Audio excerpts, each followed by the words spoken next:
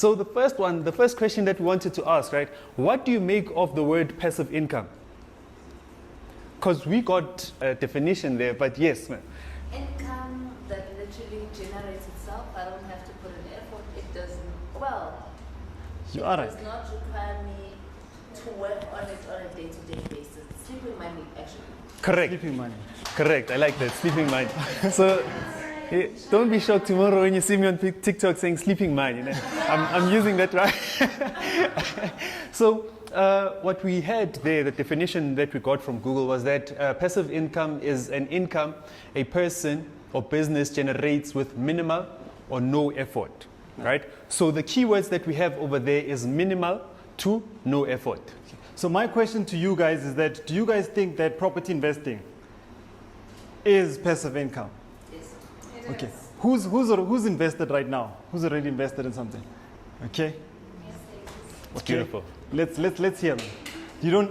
So remember you already gave us a definition, right? Which is minimal to no effort. How's your experience so far? It's exactly that. It's exactly that. Yes. Okay. So Karen? same. What's happening this side? What's happening this side? We know what we're doing. You know what you're doing. Okay. Yes, ma'am. In my case, I do my own managing of the property, so it's not good. Okay. How would you explain your experience?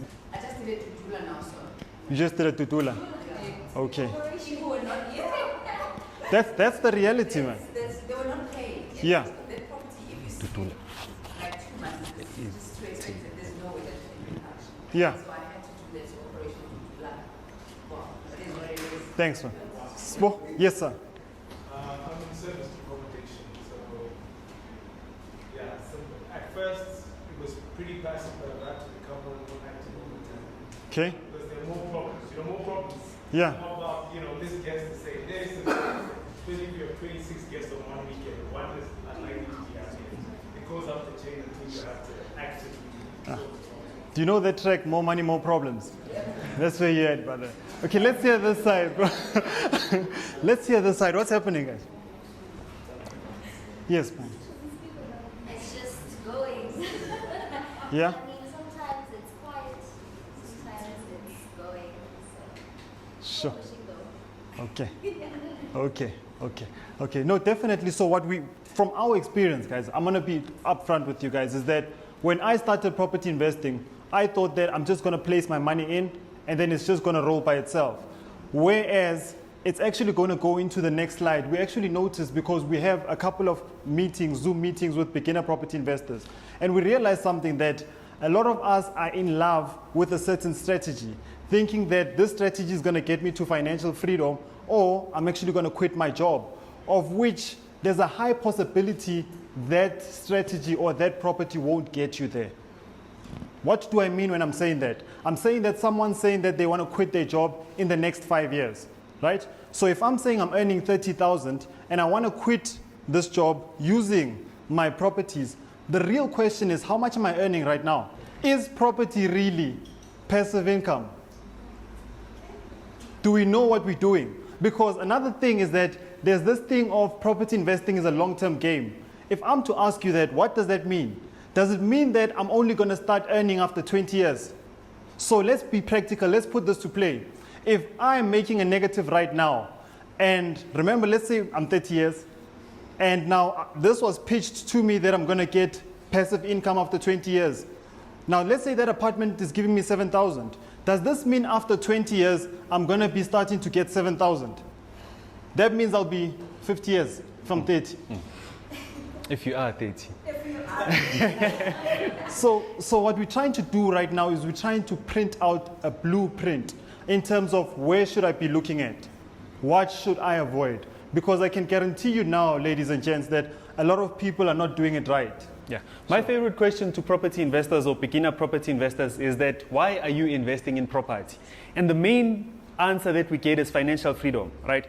And now when you go to, I'm sorry to the agents, guys. If you go to some agents, they'll say that, no, property investing is a long-term game. You should only be losing money for the first 5 years, and thereafter, that's when you can start getting money. But reality is, a lot of people are actually getting their cash flow from the time the property is actually registered into their name, right? So whenever we're getting this concept that, hey guys, financial freedom, we need to reach financial freedom because owning a property, you'll only get money after 5 years. My question then is that what if you lose your job within that space of the 5 years? Sure. Remember, whenever you lose your job, the first thing that you do is to minus all expenses that are unnecessary. Yeah. And when you don't have a job, your property is the first one that you're going to sell. But now the question would then be that, did you buy it overpriced or underpriced? Because if you bought it at market value, chances are you're going to be making a loss. Yeah. So these are the things that we need to start considering, that if I do buy a property that's cash flow negative or that doesn't give me money on a monthly basis, if I do lose my job, then what happens to that property? My question to you guys is that if they're saying that you're going to start making a profit after 5 years, what changes? Of course, it's rental increment. That's how they pitch it. But now, do you really think that your expenses are going to stay the same? Your expenses are going up. So what's happening in terms of next 5 years, if you're really looking at it, is that there's a high possibility that it's not going to change. So if you're making a loss from month 1, there's a high possibility that you'll be making a loss on year 19. Just got 10. We need those jokes. It got 10. So there's a question that I want to ask, guys, right? Option A and option B. I'm going to give this to you in terms of the numbers. So we're at the buying phase, right? And then there's Lebu's my brother, and then myself, I'm Neo, right? So I'm going to give him this case, right? So when it comes to Lebu was like, you know what? We're both buying a property. Let's write that down for 1.3 million. So he's buying a property for 1.3, and I'm also buying another property for 1.3. So both of them, okay, 1.3, 1.3. Nah? The property is 1.3 million, and then deposit is not interested. They said he's a great guy.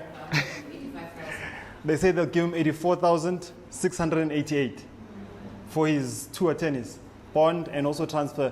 I remember the first time we bought a property, he got a call from the transfer attorney, and then he paid, and then he got another call from the other attorney, and then he's like, this is a scam.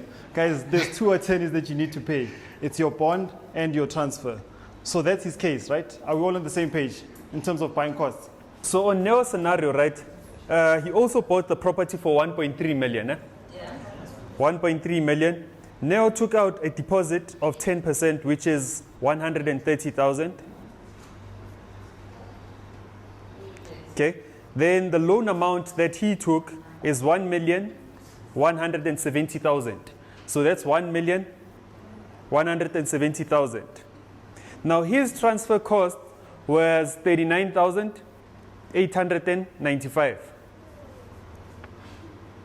And his bond registration is 40,110. So that's 40,110. So both his lawyer costs add up to 80,005 rand. 80,005 rand. So Neo on his side had to take out 210,005. So it's 210,005. So this was my buying cost. So now, yeah, if I can just explain my situation, right? Yeah. Can I just explain my situation, right? So what I did, right, and which is what a lot of people talk about right now on social media, is that I signed the offer to purchase. No, I negotiated with the seller that I'm going to buy your property at 1.3 million, right? But now when I registered my bond, I asked for a loan of 180,000, right? Which will cover my deposit and my transferring costs. Sure.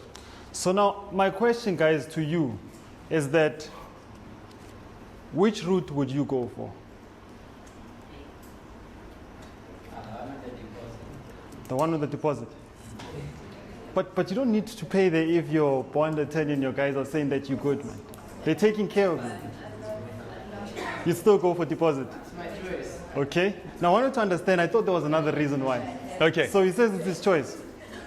Okay. Do we have another answer? Sure. The one with the deposit. Okay. You'd go for which one? Not No deposit. Are you adding the cost to the bond with no deposit? Yeah. Yes, That's what that's me. That's you. Oh, yeah. That's not me. Okay, so we have someone who's going for the other So remember, option. guys, with my strategy, I don't have to use any of my money. The bank will finance everything. Uh-huh. And you won't ask for it. So here's the let's look at the numbers, guys, to this strategy. Né? Let's look at the beauty to the numbers to the two strategies. Okay. So please note, guys, please note that for the guy that put down the deposit of 130, their monthly repayment is 11,681. Right? Whereas the total payable after the 20 years will be 2,803,000. Right? So I paid back 2,803,000. Are you ready, bro?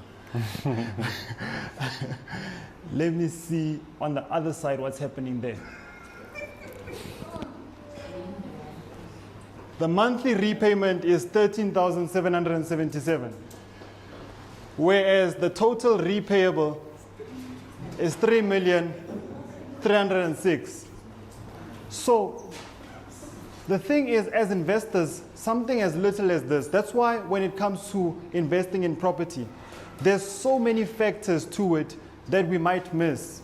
Guys, there's more than location, location, location. Some of us are just thinking that I want the best property in Cape Town, not necessarily understanding the impact of interest towards my investment. Because now remember something, the more interest I'm paying ultimately means the less cash flow. The less cash flow I'm having, the less affordability to afford the next property. Literally, this is 101 when we're talking about leverage. We've always heard the importance of leveraging, but now the question is, how does it affect me? This is how it affects you.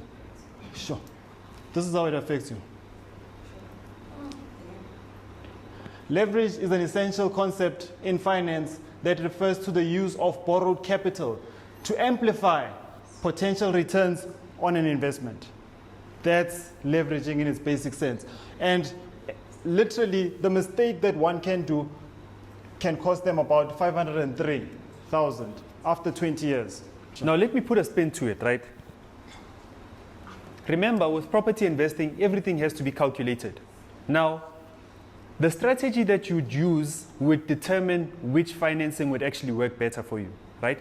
Now, this is what has worked for us, right? So there's two strategies that we talk about, mainly the rental strategy and then the flipping side, right? So flipping, we're basically buying property that's distressed, we fix it up and then we resell it, right? So with my strategy, if I'm looking at flipping properties, I don't want to put any of my money down because I'm going to be paying down the loan within the period of 6 months, right? So now the only difference would then be with the interest that's going to be charged.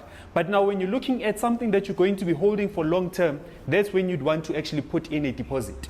So here's another situation where someone was like, guys, you can never go wrong with auctions. So the guy sees a property on the auction. The property was burnt down, so the property was terrible. So the market value was 800,000, right? Went to auction, was sitting there at the back.